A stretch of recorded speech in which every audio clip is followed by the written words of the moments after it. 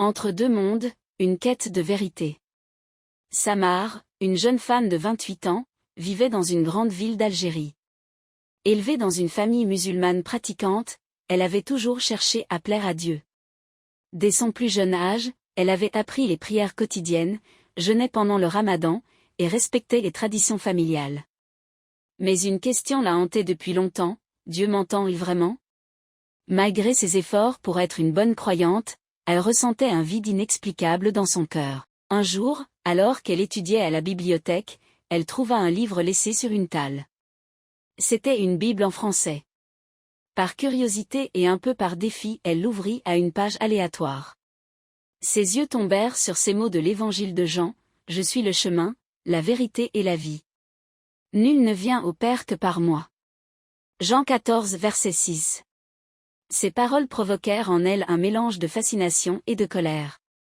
Comment un homme, Jésus, pouvait-il prétendre être le chemin vers Dieu? N'était-ce pas blasphématoire?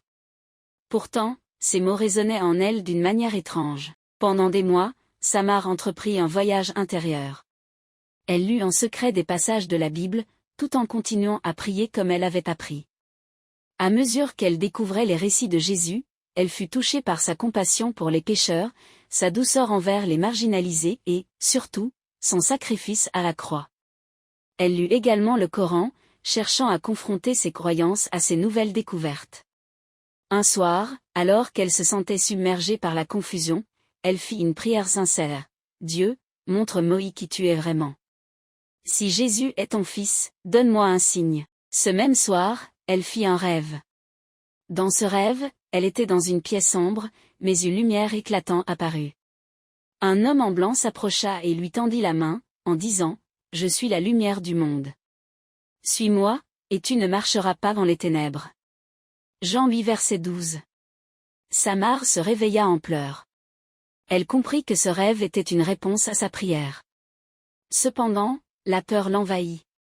Dans sa communauté, abandonner l'islam pour embrasser une autre foi était non seulement un tabou, mais aussi un danger. Elle commença à fréquenter une petite communauté chrétienne, où elle trouva un soutien et des réponses à ses questions. Avec le temps, Samar prit la décision difficile de se faire baptiser, marquant publiquement son engagement envers Jésus-Christ. La conversion de Samar ne fut pas sans conséquences. Sa famille, en apprenant la nouvelle, la renia.